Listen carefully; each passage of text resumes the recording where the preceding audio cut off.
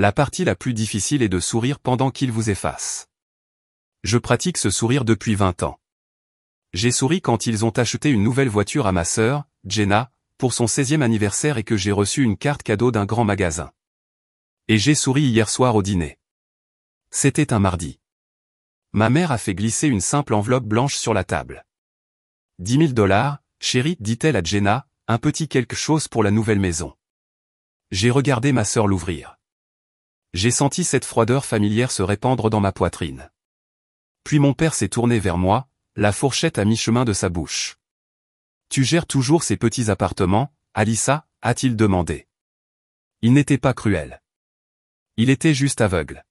« Peut-être devrais-tu essayer d'en trouver un plus agréable pour toi bientôt. »« Je cherche », ai-je menti. Avant de plonger, assurez-vous d'aimer cette vidéo, de vous abonner à la chaîne et de laisser un commentaire ci-dessous pour me dire d'où vous regardez dans le monde. J'ai juste souri et acquiescé.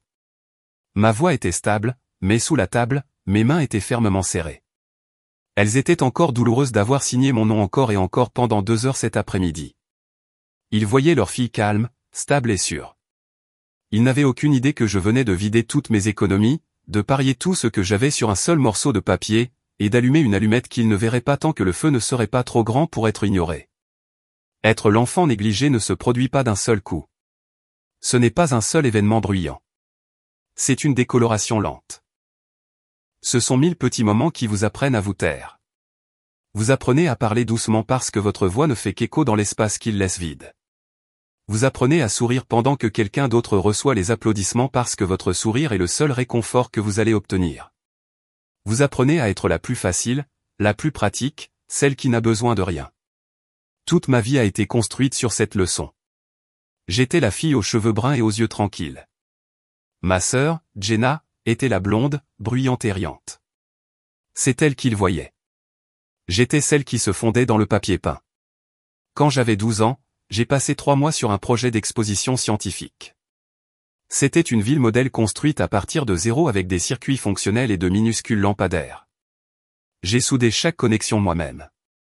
J'ai dépensé mon argent de poche pour de minuscules ampoules et du fil. Je l'ai construite seule au sous-sol. Quand j'ai gagné la première place pour tout le district, j'ai rapporté le ruban bleu à la maison et je l'ai posé sur le comptoir de la cuisine pendant que maman préparait le dîner. « Oh, c'est gentil, chérie, dit-elle en remuant la sauce à spaghetti. C'est pourquoi. Mon projet. J'ai gagné la première place. C'est super. Elle ne s'est pas retournée.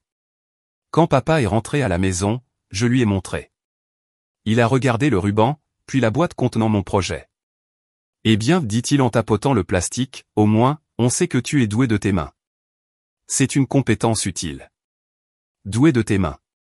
C'est ce qu'il a dit, comme si j'avais construit une cabane à oiseaux, et non un petit réseau électrique fonctionnel. 2 mois plus tard, Jenna avait une compétition régionale de natation. Elle est arrivée 4e en dos. Elle n'a pas gagné. Elle s'est classée. Ce week-end-là, ils ont organisé un barbecue pour elle. Papa lui a acheté un tout nouvel ordinateur portable pour tout son dur labeur. Maman l'a emmené à Disneyland cet été pour célébrer son accomplissement. Je l'ai regardé ouvrir la boîte de l'ordinateur portable, et j'ai senti cette froideur familière et calme s'installer dans mon estomac. Je suis allé au sous-sol et j'ai regardé mon ruban bleu. Je l'avais scotché au mur. Il avait l'air petit. Il avait l'air stupide.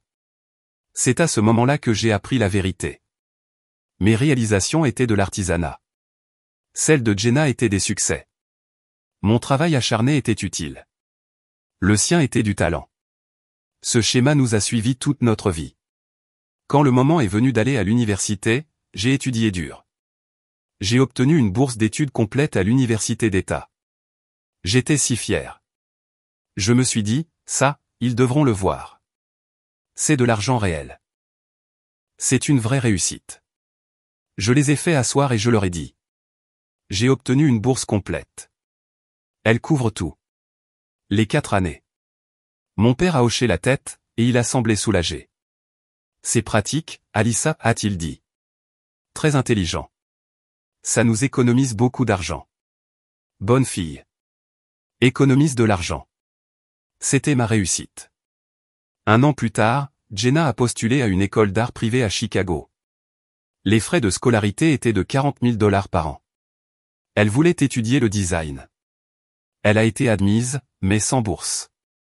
J'ai écouté mes parents avoir des disputes étouffées et stressées dans leur chambre pendant une semaine. Puis ils l'ont annoncé au dîner. Nous allons nous débrouiller, dit papa en levant un verre de lait. Tu dois suivre ton rêve, Jenna. Nous te soutiendrons. Je suis restée assise à manger mon poulet.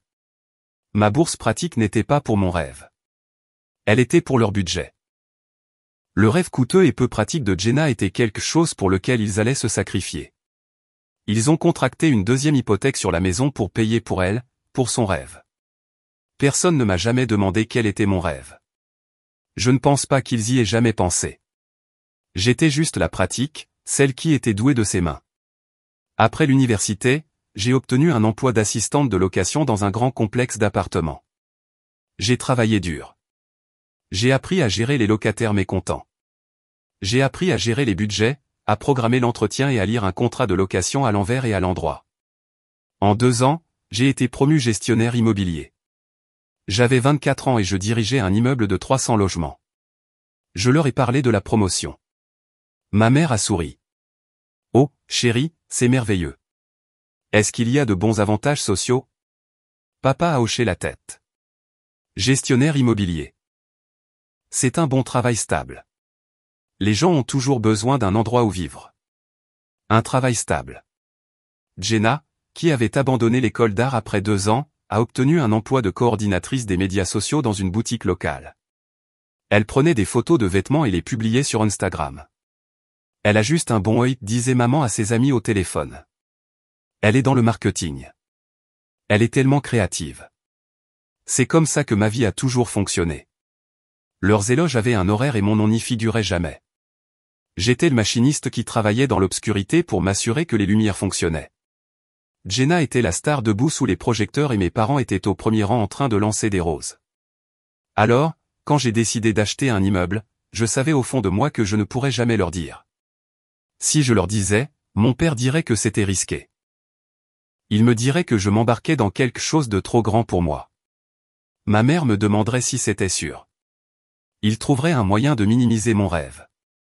Il trouverait un moyen de me minimiser. J'ai été petite pour eux toute ma vie. J'en avais fini d'être petite. Mon secret n'était pas de leur mentir. Il s'agissait de me protéger. Il s'agissait de construire une chose, juste une chose qu'ils ne pourraient pas toucher, ne pourraient pas critiquer et ne pourraient pas rejeter. J'allais la construire en silence, et ce silence était mon pouvoir. Ils ont donné 10 000 $ à Jenna pour ses comptoirs en granit. Mon propre compte d'épargne a été construit à partir de 3 ans de travail acharné et invisible. Je n'avais pas leur argent. Je n'avais l'aide de personne, mais j'avais de la discipline. J'avais une concentration qui me faisait parfois peur à moi-même. Mon fonds d'investissement a commencé avec 48 $. C'était la monnaie restante de mon budget d'épicerie. J'ai ouvert un compte d'épargne à haut rendement distinct et je l'ai appelé Avenir. Pendant 3 ans, ce compte a été ma religion. Les soirées ramen n'étaient pas une blague. C'était ma vie. Pendant que Jenna publiait des photos de cocktails à 15 $ avec ses amis, j'étais à la maison à faire bouillir de l'eau. Je suis devenue une experte en découpage de coupons. J'ai acheté mes vêtements dans des friperies. Ma Toyota Corolla 2011 avait une fissure dans le pare-brise que j'ai simplement appris à ignorer. Ma meilleure amie, Caroline, m'appelait le vendredi. Allez, Alissa. Juste un verre. Tout le monde sort. Je ne peux pas, disais-je en regardant la feuille de calcul sur mon ordinateur portable. J'économise pour quelque chose. Quoi? Une nouvelle voiture? Des vacances? Quelque chose comme ça? Je mentais. Je ne pouvais même pas lui dire. C'était trop fragile. Si je le disais à voix haute, cela pourrait se briser. C'était solitaire. Il y a eu des centaines de nuits où j'ai juste voulu abandonner, acheter une nouvelle paire de chaussures, aller à un rendez-vous avec mon petit ami, Evan, dans un restaurant qui n'avait pas de service au volant. Evan était le seul qui s'approchait de la compréhension. C'était un homme calme et gentil qui travaillait comme professeur de sciences au lycée. Il savait que j'économisais, mais il ne connaissait pas l'ampleur de la situation. Tu travailles si dur, Alissa, disait-il en me frottant le dos pendant que j'étais penché sur mon ordinateur portable à 1h du matin. Qu'est-ce que tu lis toujours? C'est juste des trucs de travail, murmurai-je. Ce n'était pas des trucs de travail. C'était mon éducation.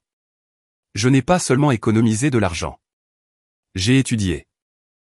Pendant que ma famille regardait la télévision, je suivais des cours en ligne sur la finance immobilière.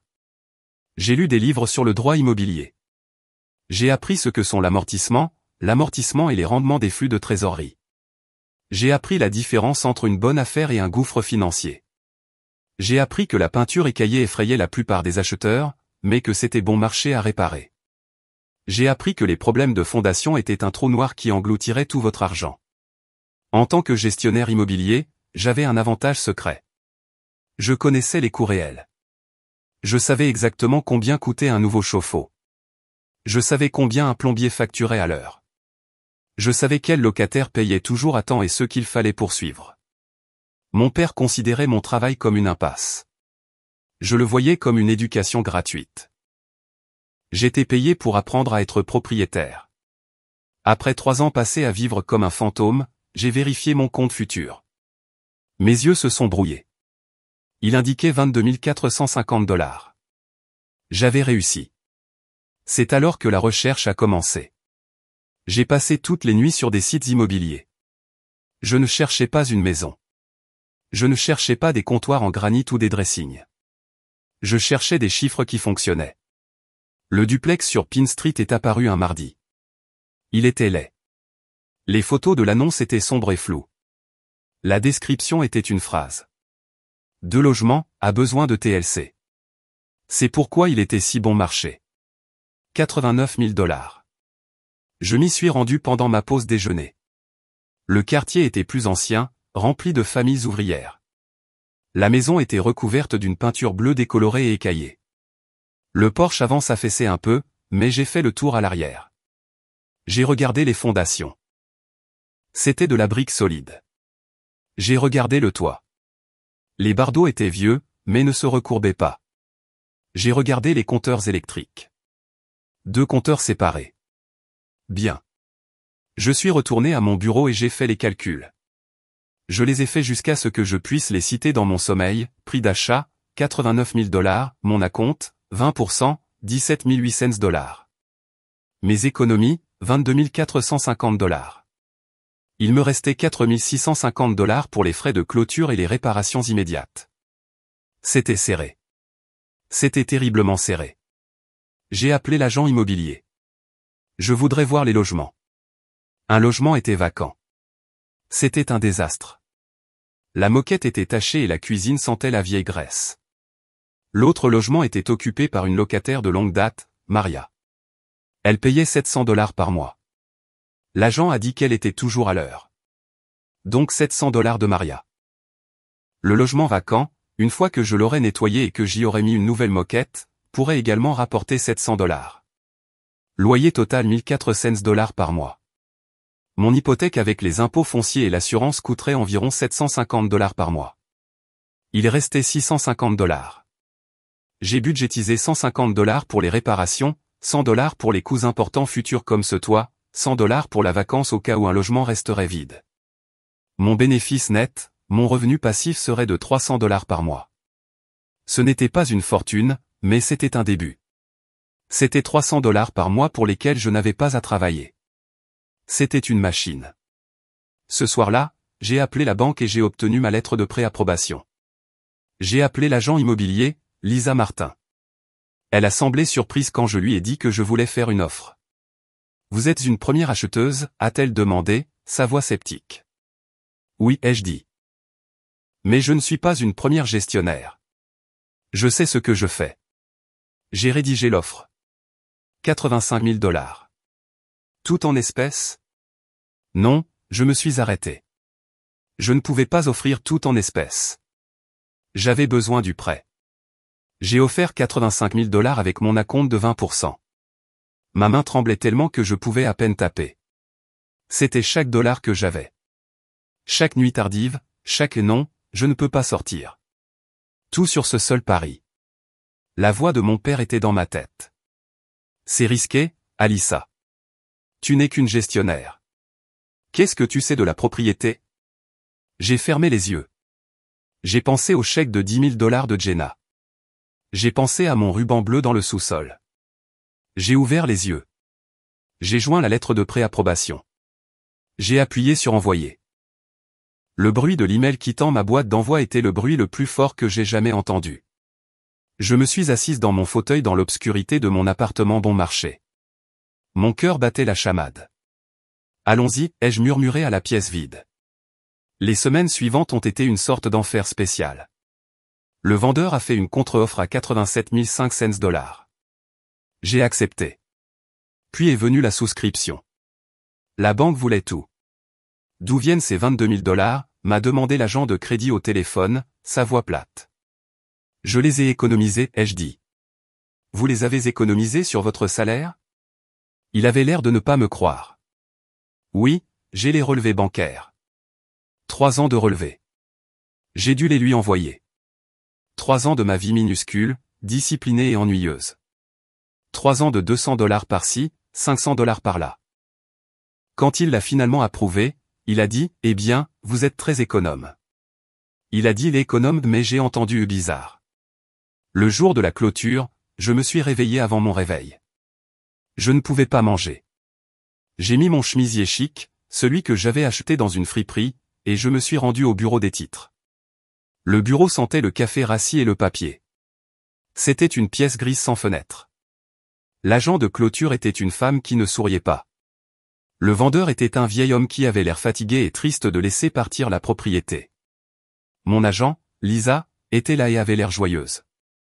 J'étais la personne la plus jeune de la pièce d'au moins 20 ans. D'accord, Alissa, dit l'agent de clôture, nous allons commencer la signature. Elle a poussé une pile de papier vers moi qui faisait au moins 3 pouces d'épaisseur. Ma main me faisait mal avant même que je commence. J'ai signé mon nom. Je l'ai signé encore et encore. J'ai signé des papiers qui disaient que je comprenais mes paiements. J'ai signé des papiers qui disaient que je comprenais mon taux d'intérêt. J'ai signé des papiers qui disaient que je comprenais que je pouvais perdre la maison si j'échouais. À chaque signature, la voix de mon père se faisait plus forte dans ma tête. C'est beaucoup de responsabilités. Tu t'embarques dans quelque chose de trop grand pour toi. Puis est venu le moment du chèque.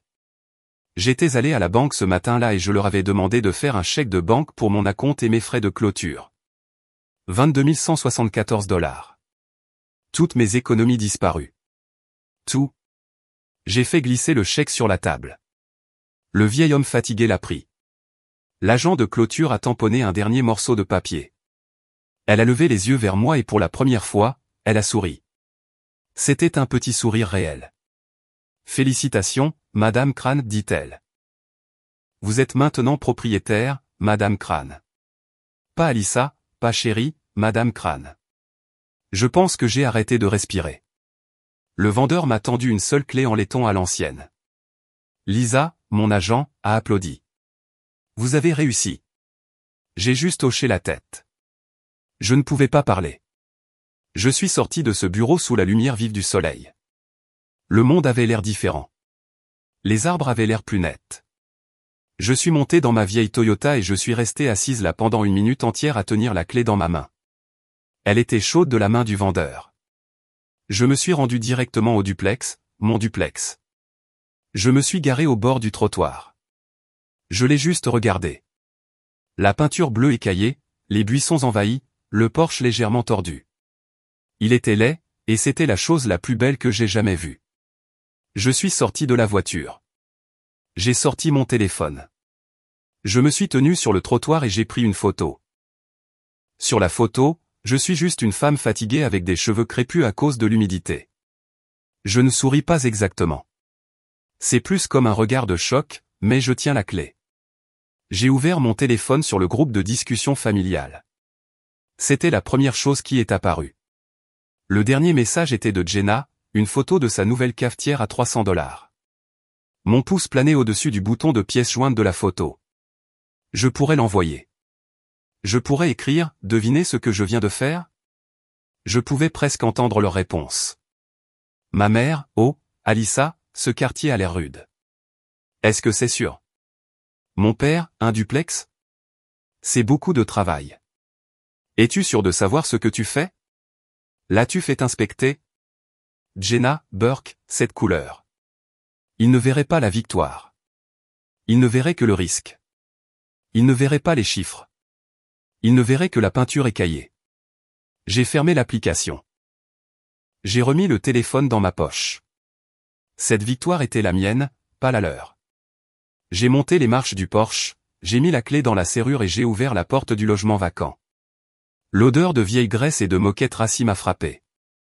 J'ai souri. J'ai passé 1 heure juste à le parcourir, en faisant une liste. Nouvelle peinture, nouvelle moquette, nouveau robinet, nouveau luminaire.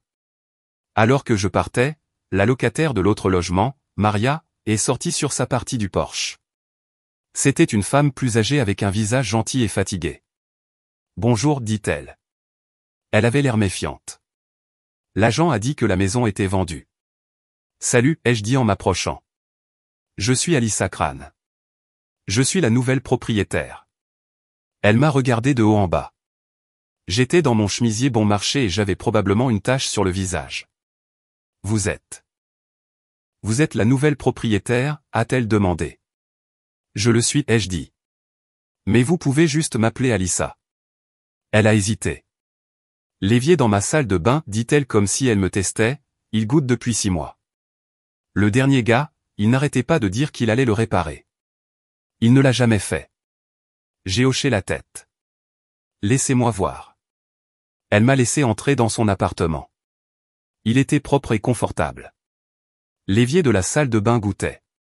Goutte, goutte, goutte. Un son régulier et ennuyeux. D'accord, ai-je dit. Je reviens tout de suite. Je suis allé à ma voiture. La voix de mon père était de nouveau dans ma tête. Doué de tes mains. Il voulait dire que c'était une petite chose. Un passe-temps. J'ai ouvert mon coffre. J'ai sorti ma propre boîte à outils robuste. Je l'avais achetée pièce par pièce au cours de la dernière année. Je suis retourné à l'intérieur. Les yeux de Maria se sont écarquillés quand elle a vu la boîte à outils. Vous allez le réparer? Oui. Je me suis agenouillé. Je me suis allongé sur le sol car il est froid, mon chemisier chic se salissant. J'ai pris la clé à molette. J'ai coupé l'eau. J'ai démonté le robinet. Le joint était complètement usé. J'avais une petite boîte de joints assortie dans mon kit. J'en ai trouvé un qui correspondait, je l'ai remplacé et j'ai remonté le tout. J'ai remis l'eau en marche. Silence, pas de goutte. Je me suis levé, essuyant la graisse et la saleté sur mon pantalon. Maria me regardait fixement. Elle était sans voix. Merci, a-t-elle finalement murmuré. Merci, Madame Crane. Juste Alyssa, ai-je dit en souriant. Je suis sorti de son appartement et je suis entré dans mon logement vide. Je me suis assise sur la moquette sale, ma boîte à outils à côté de moi. Et c'est là que j'ai compris. Je n'ai pas seulement signé des papiers. Je n'ai pas seulement acheté une maison. Quand j'ai réparé cet évier, j'ai réalisé la vérité. Je ne possédais pas seulement des biens. Je possédais mon avenir. Je possédais les problèmes et je possédais les solutions. Je n'étais plus la fille oubliée. J'étais la propriétaire. 1 semaine plus tard, j'étais couverte de peinture. J'avais passé toutes les heures d'éveil qui n'étaient pas à mon travail de jour à l'intérieur du logement vacant. J'avais arraché la vieille moquette moi-même. J'avais frotté les murs. J'étais en train de peindre tout l'appartement en blanc propre et lumineux. J'avais mal au dos. Mes mains étaient craquelées et sèches, et je n'avais jamais été aussi heureuse. Puis mon téléphone a vibré. C'était ma mère. Dîner du dimanche, 18h. Ne sois pas en retard. Nous fêtons Jenna. J'avais oublié la célébration. Jenna avait officiellement emménagé dans sa nouvelle maison, celle pour laquelle il lui avait donné 10 000 $. J'ai soupiré. J'ai frotté mes mains avec une brosse métallique jusqu'à ce qu'elles soient à vif, mais la peinture blanche était toujours coincée sous mes ongles. J'ai mis les plus beaux vêtements que j'avais qui n'étaient pas couverts de poussière de cloison sèche et je me suis rendu chez mes parents. Dès que je suis entré, le bruit m'a frappé. C'était toujours bruyant quand Jenna était au centre de l'attention. La maison sentait le roast-beef. Alyssa, chérie, tu es en retard, dit maman en embrassant l'air près de ma joue. mets la salade dans la cuisine. Je suis entré dans la salle à manger. Mon père ouvrait une bouteille de vin. Jenna était sur le canapé, les pieds en l'air, tenant son téléphone à ma tante. Et voici la chambre principale, disait Jenna en faisant défiler des photos. Nous faisons fabriquer une tête de lit sur mesure. Oh, c'est juste magnifique, dit ma tante. Je me suis assise à table tranquillement. Le dîner, cria maman. Nous nous sommes tous réunis autour de la table. Papa a versé le vin. Il a levé son verre. Un toast, a-t-il dit, rayonnant à ma sœur. À Jenna, notre petite propriétaire. Elle a sa nouvelle maison, son super nouveau travail. Elle gravit les échelons. Nous sommes tellement fiers de toi, ma chérie. Oh, papa, gloussa Jenna. Maman essuya une larme de son œil. C'est juste parfait, ma puce. Tu as un goût tellement merveilleux. Ce granit que tu as choisi est absolument magnifique. Jenna a fait passer son téléphone autour de la table comme si c'était un trophée. J'ai dû regarder les photos, les 4 chambres, le garage pour 2 voitures, les comptoirs en granit brillant, l'immense cour arrière vide. C'était une maison toute neuve dans une banlieue toute neuve. C'était charmant. C'était aussi, je le savais grâce à mes propres recherches, une énorme hypothèque qu'elle ne pourrait probablement pas se permettre sans l'aide de mes parents. J'ai juste souri et acquiescé. C'est magnifique, Jenna. Vraiment ? Mes jointures me faisaient mal à force de les avoir frappées avec un marteau en essayant de fixer une plainte. J'ai senti ce vieux calme familier s'installer sur moi. J'étais à nouveau le fantôme à table. J'étais assise là, une véritable propriétaire, une propriétaire bailleur, une investisseuse, et il portait un toast à ma sœur pour avoir choisi des comptoirs. Je ne sais pas pourquoi j'ai fait ça. Peut-être que j'étais juste tellement fatigué. Peut-être que je voulais juste être vu pendant une seconde. J'ai attendu une pause dans le spectacle Jenna. C'est super, Jenna, ai-je dit, ma voix semblant petite même à mes propres oreilles. En fait, je pense à acheter quelque chose moi-même bientôt. Ma mère a souri, un sourire poli et distant. Oh, c'est bien, ma chérie. Un petit condo serait parfait pour toi. Mon père a posé son verre de vin. Il a ri. Ce même rire horrible et méprisant du dîner de pain de viande. Alissa, soyons réalistes, a-t-il dit. Il s'est penché et m'a tapoté l'épaule. Ce n'était pas une étreinte. C'était une tape. Le genre qu'on donne à un chien. Tu as un emploi stable, et c'est génial. Nous sommes fiers de toi pour ça. Mais acheter une maison, c'est beaucoup de responsabilités. C'est un énorme risque financier. Je l'ai juste regardé. J'ai fait les calculs. Je pense que je peux gérer ça. Il a secoué la tête, souriant toujours comme si j'étais une enfant qui parlait de s'enfuir au cirque. Je ne veux pas que tu te surendettes. Tu n'es pas comme ta sœur. Jenna est extravertie. C'est une fonceuse. Il a ensuite prononcé les mots qui ont juste brisé quelque chose en moi. Tu devrais d'abord avoir une vraie carrière. Tu es intelligente, Alissa. Tu le es vraiment. Tu te caches juste. Il s'est détourné. Il est allé à la cuisine pour chercher plus de vin. Son rejet était aussi complet que s'il m'avait giflé. Tu te caches. Il a vu mon calme. Il a vu ma planification minutieuse, mes études tardives, ma discipline, mon sacrifice, et il a appelé ça se cacher. Il a vu mon silence comme une faiblesse. Il l'a vu comme de la peur. Jenna ne l'avait même pas entendu. Elle montrait déjà à ma tante des photos de rideaux. Ma mère parlait de dessert. J'étais invisible. Mon propre père venait de me dire que j'étais une lâche, et personne d'autre à table ne l'avait même remarqué. Je me suis levé. Excusez-moi, ai-je marmonné. Je suis allé à la cuisine. J'ai agrippé le bord de l'évier, le même dans lequel j'avais fait la vaisselle toute ma vie. J'ai regardé mon reflet dans la fenêtre sombre de la cuisine. J'ai vu mon visage fatigué. J'ai vu la peinture blanche sous mes ongles. Je ne me cachais pas. Je construisais. J'ai regardé le reflet de mon père alors qu'il riait dans l'autre pièce. Vous n'avez aucune idée, ai-je chuchoté à la vitre. Vous n'avez aucune idée de ce que je construis. Je me suis détourné de la fenêtre. Mon secret était toujours en sécurité. Et pour la première fois de ma vie, j'étais profondément, vraiment contentes qu'ils ne puissent pas me voir.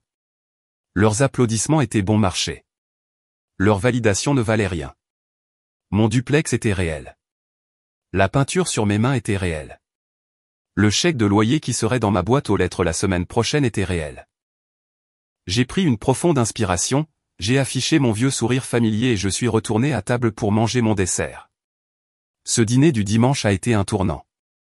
Quand mon père m'a dit intelligente, mais a dit que je me cachais, quelque chose à l'intérieur de moi ne s'est pas seulement fissuré, ça a durci. Il pensait que mon calme était une faiblesse.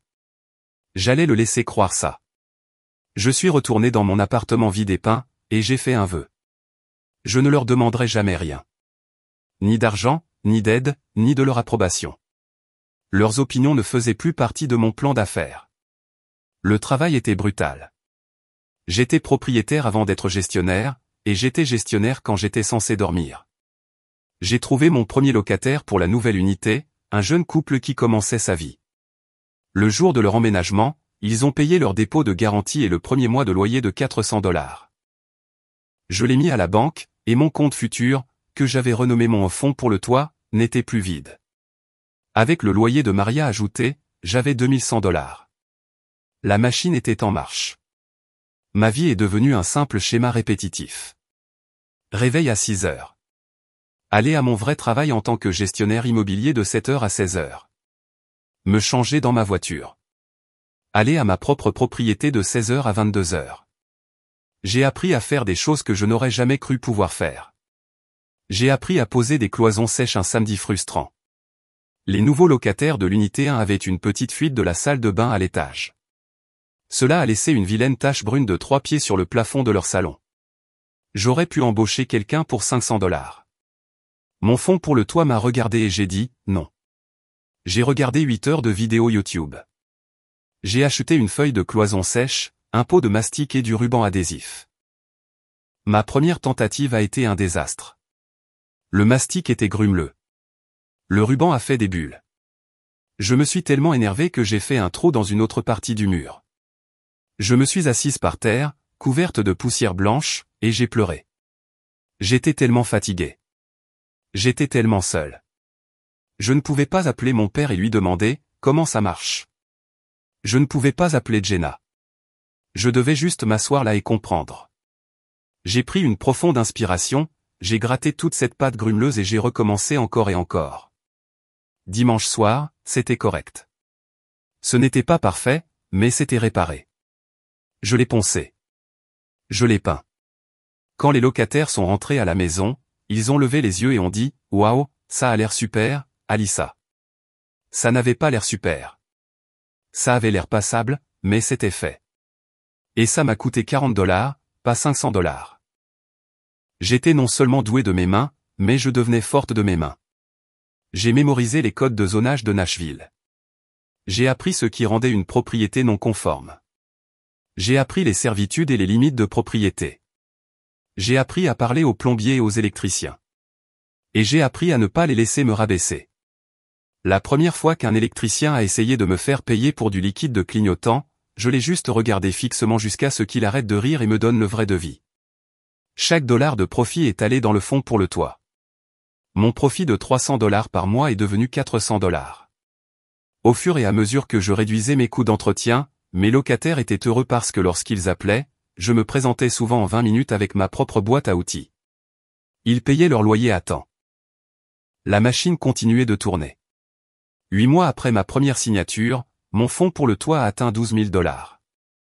Il était temps. Je connaissais déjà l'immeuble que je voulais. Il était sur Maple Street, à 3 pâtés de maison de mon premier duplex. C'était un autre duplex usé, mais celui-ci avait une plus grande cour. L'annonce disait « Locataire à long terme, loyers inférieurs au prix du marché ». C'était la phrase magique. Cela signifiait que le propriétaire était fatigué et n'avait pas augmenté le loyer depuis des années. Cela effrayait les acheteurs de maisons normaux, mais pour moi, c'était une mine d'or. Les loyers étaient de $500 chacun. La moyenne du quartier était de $800. Le calcul était simple. Je suis allé à la banque. Cette fois, j'avais des papiers. J'avais des états de résultats. J'avais des registres de location. J'avais des relevés bancaires montrant des dépôts constants. L'agent de crédit, indifférent cette fois, a examiné mon dossier. « Vous avez acheté votre première propriété il y a 8 mois, a-t-il demandé. « Oui. »« Et vous avez déjà 12 000 $ pour une autre mise de fonds ?»« Oui. » Il ne m'a pas traité de frugal. Il m'a approuvé en 1 heure. La deuxième signature était différente. Je portais un chemisier propre, mais je me fichais de l'odeur du café.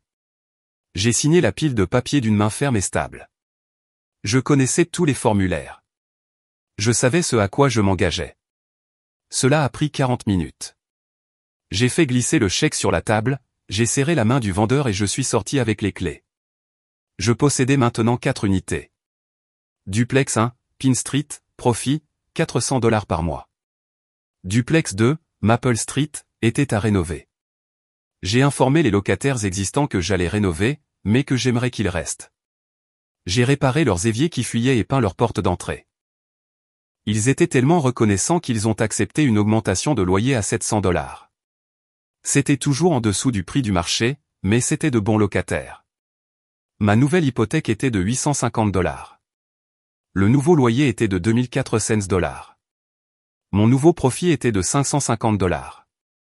Revenu passif total, 950 $ par mois. C'était l'hiver. Je venais d'avoir 27 ans et je gagnais 11 400 $ par an grâce à mon activité secondaire.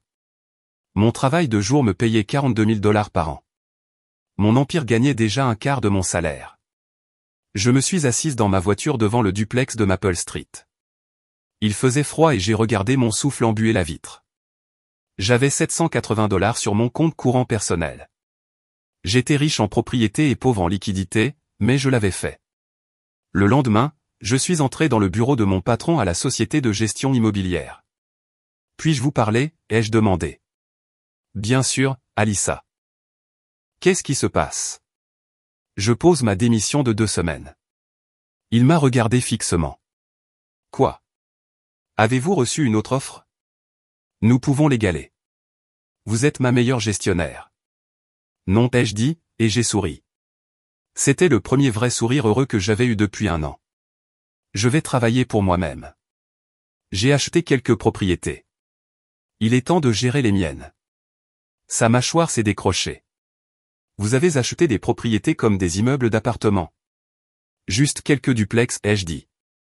Il m'a regardé avec un tout nouveau respect. Eh bien, je serai damné.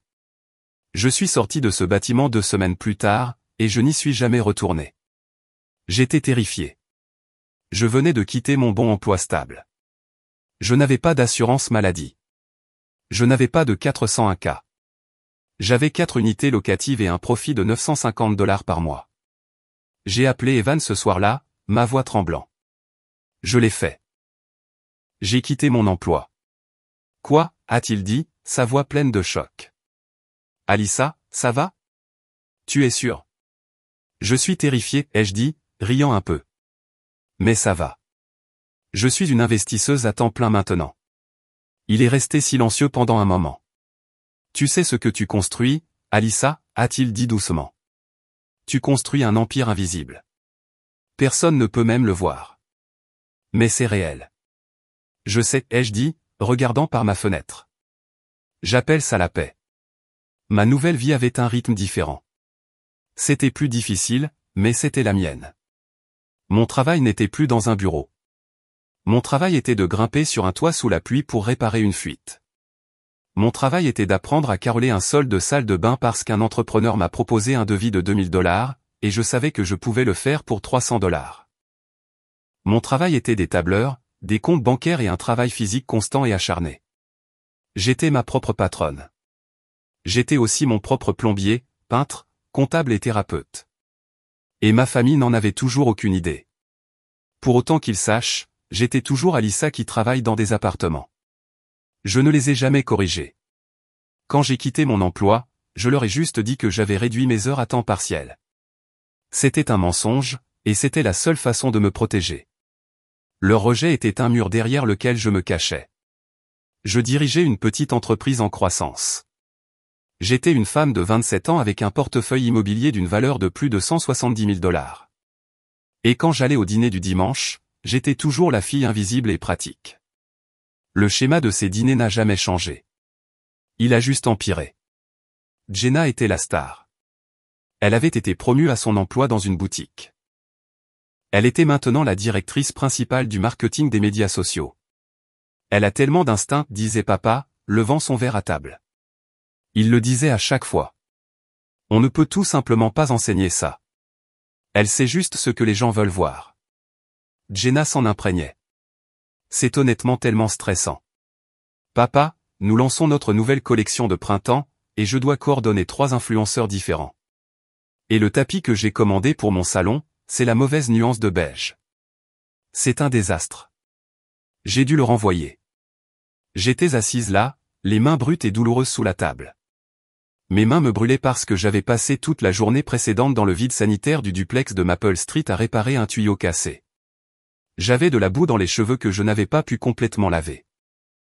Je venais de m'économiser $1200 en faisant le travail moi-même, allongé sur le dos dans la terre, et Jenna vivait un désastre à cause d'un tapis beige. Et toi, Alyssa, demandait maman, se tournant vers moi après coup. Tu travailles toujours dans cet immeuble? Tout va bien, maman, disais-je, souriant, mon sourire calme et entraîné. Juste occupé. C'est bien, ma chérie.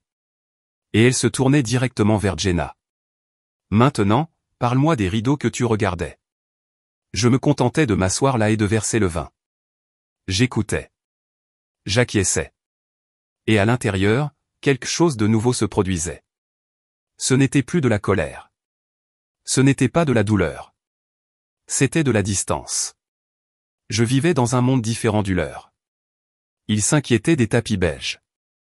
Je m'inquiétais des taux d'intérêt et des taux d'inoccupation. Ils étaient impressionnés par les instincts.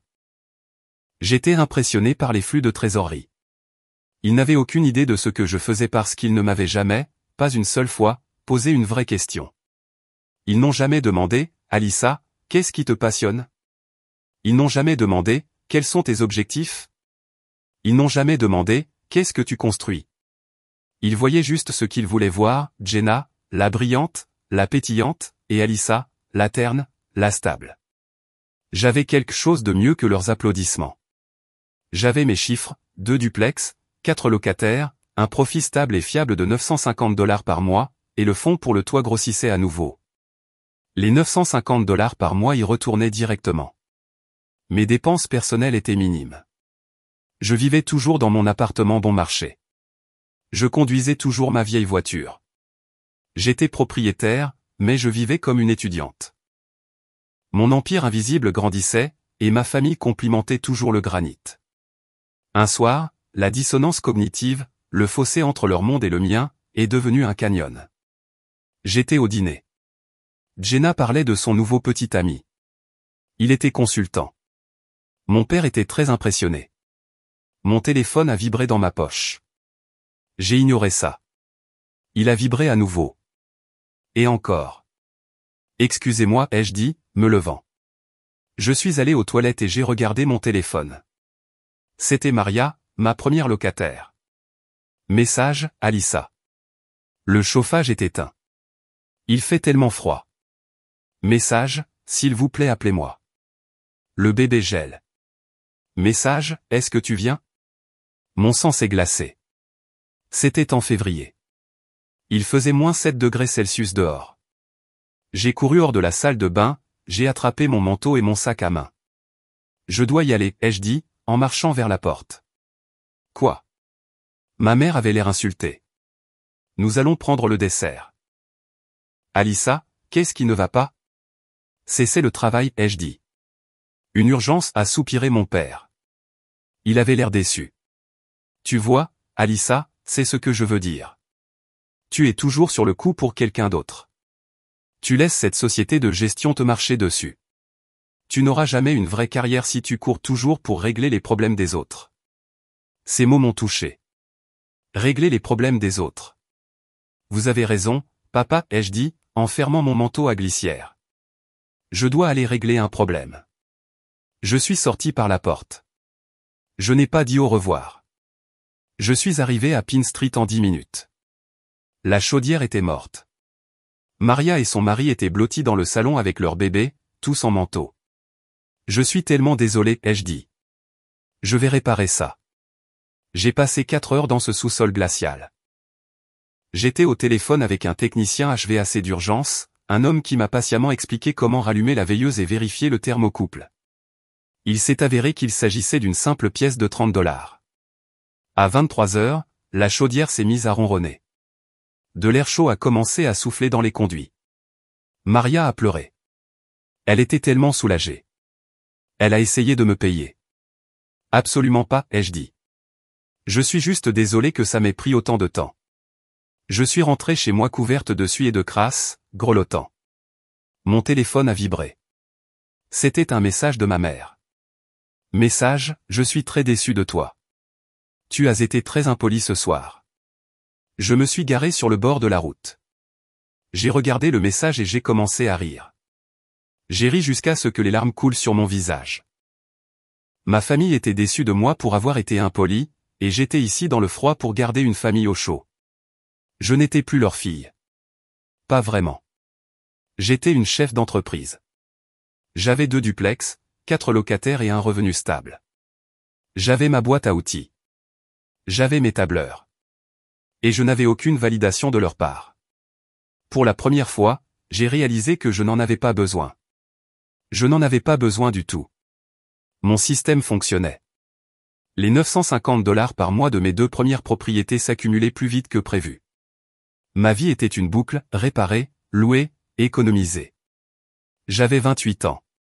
Il s'était écoulé 18 mois depuis que j'avais quitté mon emploi. Avec les flux de trésorerie de Pine Street et de Maple Street, j'ai acheté ma 3e propriété. C'était une petite maison individuelle du côté est. Les chiffres étaient bons. 6 mois plus tard, j'ai acheté ma 4e, un autre duplex. J'étais maintenant propriétaire de 6 unités. Mon portefeuille valait environ $320 000. Mes revenus passifs, après tous les prêts hypothécaires et les dépenses, s'élevaient à un peu plus de $1 600 par mois. Ce n'était pas une fortune, mais c'était réel. C'était à moi. Je vivais toujours dans mon même appartement bon marché. Je conduisais toujours ma vieille voiture. Mon empire était complètement invisible pour le monde, et il était encore complètement inconnu de ma famille. Puis, un mercredi après-midi, mon téléphone a sonné. J'étais en train de peindre une chambre. J'avais de la peinture blanche dans les cheveux. C'est Alissa, ai-je dit, en coinçant le téléphone entre mon épaule et mon oreille. Bonjour, est-ce bien Alissa Crane, a demandé une voix professionnelle. Oui. Je m'appelle Michel Chen. Je suis journaliste au Metro Business Journal. J'ai arrêté de peindre. Je suis désolé, qui ? J'ai cru que c'était un appel de vente. J'ai cru qu'elle essayait de me vendre un abonnement. Michel Chen, a-t-elle répété. Je suis reporter économique. Je fais un reportage sur les investisseurs immobiliers locaux, et votre nom est apparu. Mon nom ? J'ai failli laisser tomber le téléphone. Comment ? Je suis les SARL et les transferts d'actes publics, a-t-elle dit. Une SARL nommée Pine & Maple Holdings a acheté 4 propriétés au cours des 2 dernières années. Les documents publics vous indiquent comme seul propriétaire. C'est un taux d'acquisition très rapide pour une nouvelle investisseuse. Je voulais connaître votre histoire. Mon cœur battait à tout rompre. Elle m'avait trouvé. La piste papier que j'avais si soigneusement construite. Ce n'était pas invisible après tout. C'était un document public. Oh, ai-je dit. Ma voix n'était qu'un murmure. Mon histoire. Elle n'est pas très intéressante. Une femme de 28 ans qui achète 4 propriétés en 2 ans toute seule ? Je pense que c'est très intéressant, a-t-elle dit. Pourrais-je vous offrir un café ? J'aimerais juste entendre comment vous avez fait. Nous nous sommes rencontrés le lendemain dans un café. J'étais tellement nerveuse que j'ai renversé mon café 2 fois. Michel était gentille. Elle avait quelques années de plus que moi, avec un visage vif et intelligent. Alors, a-t-elle dit en ouvrant son carnet. Commençons par le début. Comment avez-vous obtenu le capital de départ ? Un gros héritage ? De l'argent de famille ? J'ai tressailli. C'était la première question, et c'était celle qui me piquait le plus. Non, ai-je dit. Pas d'argent de famille. Je l'ai économisé. vous l'avez économisé. J'ai économisé 22 000 $. Cela m'a pris 3 ans. J'ai travaillé comme gestionnaire immobilier et je ne suis pas sorti. J'ai mangé beaucoup de ramen. Michel a cessé d'écrire. Elle a levé les yeux sur moi. D'accord, a-t-elle dit. Maintenant, je suis vraiment intéressé. Les questions ont continué à affluer. Quelle était votre motivation? Pourquoi l'immobilier? Mon père, il m'a toujours dit que j'étais habile de mes mains. Il le disait comme une petite chose et mon travail. Je gérais pour les autres. Je me suis dit que je devrais gérer pour moi-même. Donc, votre famille vous soutenait? J'ai baissé les yeux sur mes mains. Elles étaient tachées de peinture. Elles étaient couvertes de petites coupures et de callosités. J'avais été silencieuse toute ma vie. Je m'étais cachée derrière mon sourire. Et assise là avec cette parfaite inconnue, je n'avais plus envie de me cacher. Non, ai-je dit, ma voix calme mais ferme. Ils ne me soutenaient pas. Ils ne savaient pas. Que voulez-vous dire, ils ne savaient pas? Ils ne savent toujours pas. Le stylo de Michel s'est arrêté de bouger. Alissa, de quoi parlez-vous? Alors, je lui ai tout raconté. Je lui ai parlé du ruban de l'exposition scientifique. Je lui ai parlé de ma bourse d'études pratiques dans l'université de rêve de Jenna. Je lui ai parlé du dîner du dimanche soir. Ils ont donné 10 000 $ à ma sœur pour sa nouvelle maison, ai-je dit. Ma voix n'a même pas tremblé. C'était juste un fait. Le même soir, mon père s'est moqué de moi. Il m'a dit que tu gérais des appartements. Tu ne les possèdes pas. Il m'a dit de faire les choses étape par étape. Il n'avait aucune idée que je venais de faire une offre sur mon premier duplex ce matin-là. Michel me regardait fixement. Alors, qu'avez-vous fait? A-t-elle demandé. Je suis restée silencieuse. Je l'ai acheté. Puis j'en ai acheté un autre et un autre. Je les ai laissés croire que j'étais juste la tranquille et pragmatique Alissa, la fille qui se cachait. Et ils ne savent toujours pas que vous possédez 6 logements? Que vous êtes une investisseuse à temps plein? Non, ai-je dit. Pour autant qu'ils sachent, je suis toujours une gestionnaire à temps partiel à un emploi que j'ai quitté il y a 2 ans. Michel a fermé son carnet. Alissa, a-t-elle dit, ce n'est pas juste une histoire d'entreprise. C'est une histoire incroyable. Une semaine plus tard, elle m'a appelé. L'article est publié, a-t-elle dit. Et le rédacteur en chef veut faire une photo. Pouvons-nous vous rencontrer à votre première propriété, le duplex bleu? Le photographe m'a retrouvé sur Pine Street. Il m'a demandé de me tenir devant cette porte bleue écaillée, celle devant laquelle j'avais tenu ma clé il y a si longtemps. Tenez ça, a-t-il dit, et il m'a tendu un trousseau de clés de mon anneau. Regardez simplement l'appareil photo. Ayez l'air fier. J'étais tellement habitué à me cacher. J'étais tellement habitué à me fondre dans le papier peint. Mais je me suis tenu là. J'ai pensé au rire de mon père. J'ai pensé au rejet de ma mère. J'ai pensé au sous-sol froid et à la chaudière cassée. J'ai levé le menton. J'ai brandi les clés et j'ai regardé droit dans l'appareil photo. Je n'ai pas souri. J'étais juste. Le lendemain matin, l'article est paru en ligne. Evan me l'a envoyé. Il était le seul à savoir que ça allait arriver. Le titre était « Comment une femme de 28 ans a construit un portefeuille immobilier de 320 000 $ sans argent de famille ». Et me voilà. La photo était énorme. C'était moi devant ma porte bleue écaillée. Je n'étais pas la fille oubliée. Je ne me cachais pas. J'avais l'air forte. J'avais l'air d'un chef. L'article racontait toute l'histoire. Il y avait mon nom. Il y avait le nom de ma SARL. Et il y avait les citations. Il y avait le chèque de 10 000 $ pour ma sœur. Il y avait la citation de mon père « Tu gères, tu ne possèdes pas ». Il y avait ma réponse à sa question. « Votre famille vous a-t-elle aidé ?» Et ma réponse imprimée en gras, « Non, ils ne savaient même pas ». J'étais assise sur le sol de mon appartement bon marché et j'ai lu l'histoire de ma vie dans le Metro Business Journal. Mon téléphone était sur le tapis à côté de moi. Il est resté silencieux pendant environ 10 secondes, puis il a explosé. Le premier appel était de ma mère. J'ai regardé fixement son nom. Maman clignotait à l'écran. Ma main tremblait. J'ai laissé sonner jusqu'à la messagerie vocale. Une seconde plus tard, un SMS, Maman, Alissa, s'il te plaît, appelle-moi tout de suite. Cet article est-il réel? Avant même que je puisse assimiler l'information, un autre appel. Papa, j'ai laissé sonner jusqu'à la messagerie vocale. SMS, tu possèdes 4 propriétés depuis quand? Qu'est-ce que cet article? Je ne comprends pas. Puis un SMS de Jenna. Jenna. OMG. Alissa, es-tu riche? Pourquoi ne me l'as-tu pas dit? Mon téléphone a commencé à vibrer et à sonner sans s'arrêter. Ma tante, mon oncle, mon ancienne amie Caroline. C'était comme si toute ma vie convergeait vers ce seul point. L'empire invisible était soudainement devenu violemment visible. J'ai éteint le téléphone. Je ne pouvais tout simplement pas. Je suis resté assise dans le silence.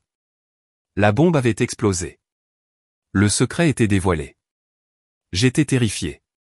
Mais je respirais aussi étrangement. Le poids de 28 ans d'invisibilité avait disparu. Il pouvait me voir maintenant. Il devait me voir. J'ai laissé mon téléphone éteint pour le reste de la journée. Je suis allé à ma nouvelle propriété et j'ai peint. J'ai mis une deuxième couche sur un mur de chambre. Le simple travail physique m'a calmé. C'était réel. La peinture était réelle. Les murs étaient réels. Quand j'ai rallumé mon téléphone ce soir-là, j'avais 14 appels manqués et 32 SMS. Le dernier était de ma mère. Maman, tu viens dîner ce dimanche, 18h. Nous n'en discuterons pas par SMS. Nous devons parler. Ce n'était pas une demande.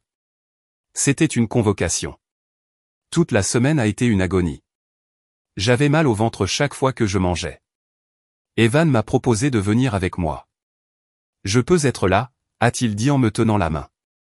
Tu n'as pas à les affronter seul. Non, ai-je dit, et j'ai été surprise de la fermeté de ma voix. Je dois faire ça seul. J'ai commencé ça seul. Je dois finir ça. Ce dimanche, j'ai conduit jusqu'à la maison de mes parents. C'était le plus long trajet de ma vie. J'ai remonté la même allée. J'ai utilisé mon ancienne clé pour ouvrir la même porte d'entrée. Je suis entré. La maison était silencieuse. Elle n'était jamais silencieuse. Ils étaient tous là. Ma mère, mon père et Jenna. Ils n'étaient pas dans le salon. Ils étaient assis à la table de la salle à manger. Le lieu de tant de mes humiliations. On aurait dit une intervention. Les yeux de ma mère étaient rouges. Mon père avait juste l'air vieux. Jenna fixait la table, pâle. Le journal était posé au milieu de la table, plié à mon article. Ma photo était tournée vers le haut. Je me suis assise sur ma chaise habituelle. Je n'ai rien dit. Mon père a parlé en premier. Sa voix n'était pas celle, forte et assurée, que j'avais toujours connue. Elle était calme. Elle était creuse. Alissa, pourquoi, a-t-il demandé. Je l'ai juste regardé. Pourquoi, papa? Pourquoi ça? Il a tapé sur le journal. Pourquoi raconter à un journaliste ces choses sur nous? Que nous nous sommes moqués de toi. Pourquoi ne nous l'as-tu pas dit tout simplement? Et voilà. La question après tout ce temps. J'ai pris une profonde inspiration. Je n'ai pas crié. Je n'ai pas pleuré. J'ai juste dit la vérité simplement et directement. Parce que vous n'écoutiez pas, ai-je dit. Ma mère a laissé échapper un petit sanglot. J'ai essayé, ai-je continué, en regardant mon père.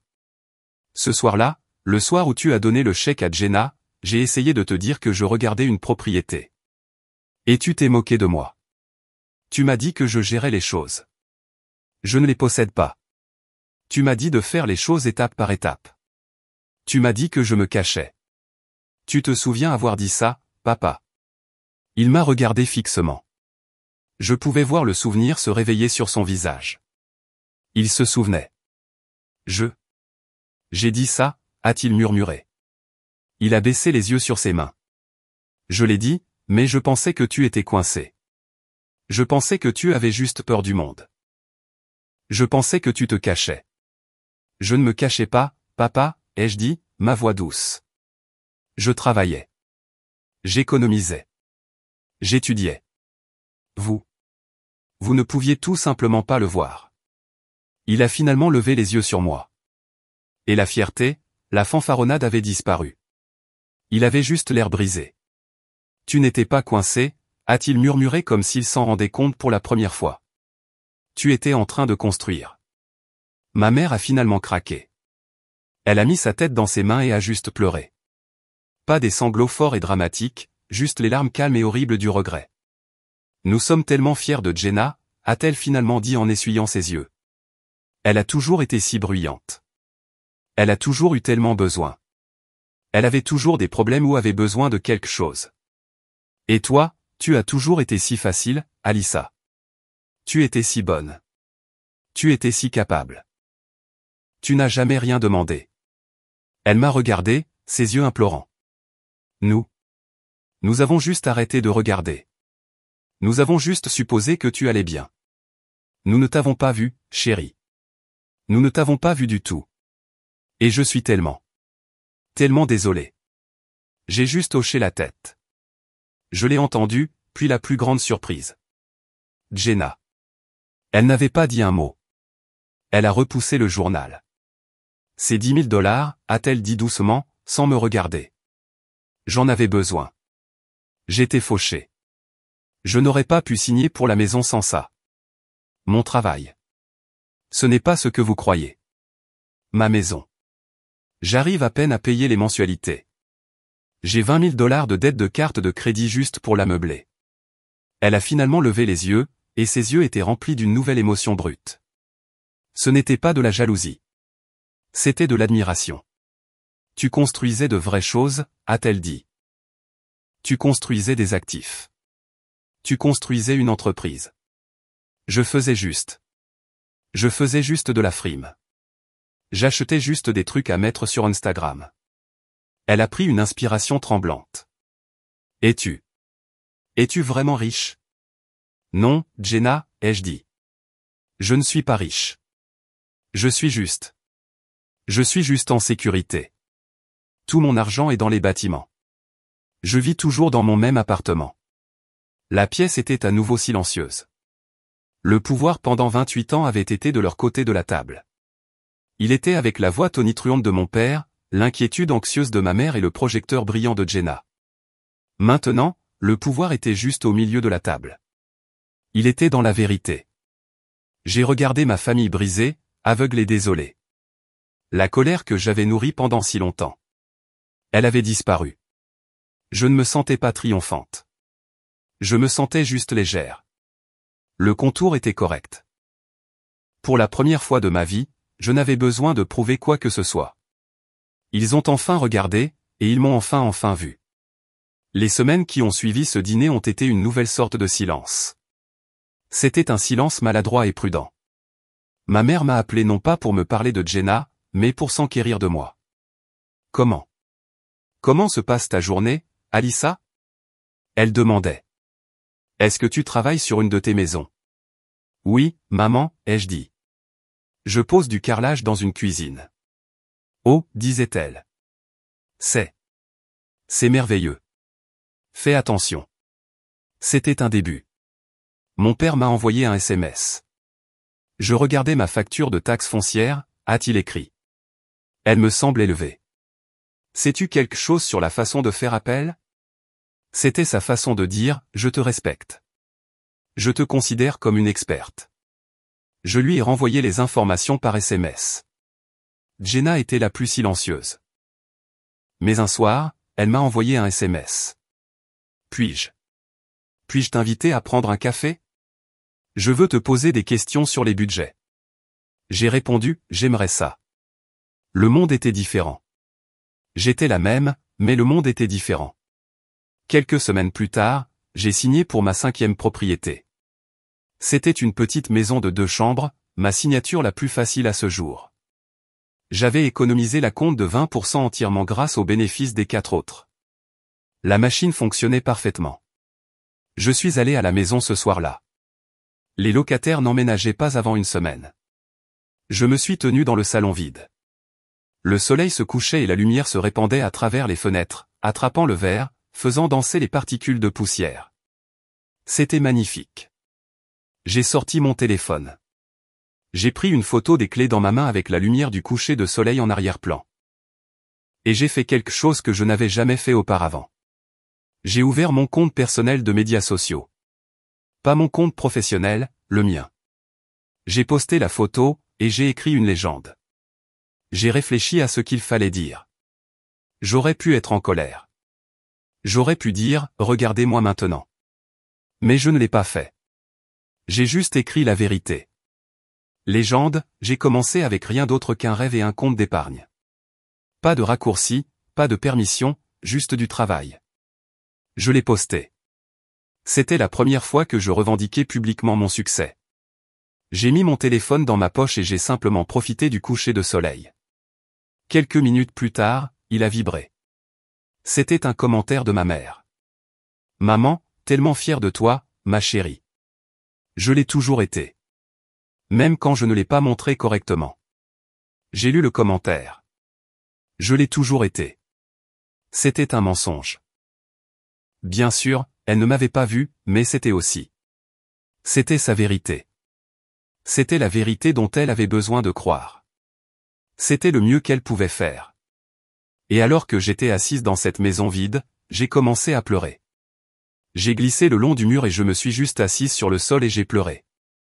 Pas pour la douleur, pas pour le passé. J'ai pleuré parce que c'était fini. La longue bataille de 28 ans pour être vue. C'était juste terminé. C'était un cri de pur soulagement. J'étais encore assise là quand Evan a appelé. Il a dû voir le poste. Et, toi, a-t-il dit. Sa voix était chaleureuse. Comment te sens-tu? La nouvelle maison. Je me sens bien, ai-je murmuré, ma voix rauque à cause des pleurs. J'ai vu le commentaire de ta mère, a-t-il dit doucement. Ouais, tu vas bien? Ouais, ai-je dit en essuyant mon visage. J'ai pleuré. Bien, a-t-il dit. Tu le mérites. Tu sais, a-t-il dit, j'y pensais aujourd'hui. Tu te rends compte que tu es devenu la personne dont tu avais besoin quand tu avais 22 ans. Ces mots m'ont frappé si fort que j'ai cessé de respirer pendant une seconde. Mon moi de 22 ans, la fille qui mangeait des ramen, la fille qui était si seule, si désespérée qu'une seule personne la voit, croit en elle, la fille qui allait au sous-sol pour regarder un ruban bleu. Et je l'avais fait. Je l'avais sauvée. J'étais devenu son héroïne. Ouais, ai-je murmuré. Je suppose que oui. Et Evan, calme ne veut pas dire petit. Non, a-t-il dit, sur toi, cela veut juste dire fort. Nous avons raccroché. Je suis restée assise dans le noir pendant longtemps. Puis je suis montée dans ma voiture. Je ne suis pas allé dans mon appartement bon marché. Je ne suis pas allé chez Evan. J'ai conduit jusqu'à Pine Street. Je me suis garé en face de mon premier duplex, mon premier immeuble laid et magnifique. La peinture s'écaillait toujours. La lumière du porche clignotait toujours. Je pouvais voir la lumière bleue de la télévision de Maria à travers sa fenêtre. Elle était en sécurité. Elle était au chaud grâce à moi. Cet immeuble. C'était mes 10 000 $. C'était mon collège privé. C'était mon instinct. Mon père avait tort. Je n'étais pas doué de mes mains. J'étais génial de mes mains. Et j'étais génial avec mon esprit. J'ai regardé cette peinture écaillée et j'ai souri.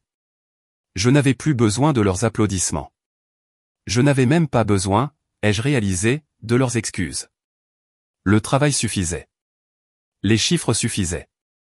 J'étais suffisante. La fille oubliée avait disparu. Elle avait fait ses valises et était partie ce dimanche soir à la table du dîner. La femme qui restait, la femme qui avait tout construit en silence, avait enfin été vue. Et le meilleur, ai-je pensé en démarrant ma voiture et en conduisant vers mon avenir, le meilleur était qu'elle s'était enfin vue elle-même.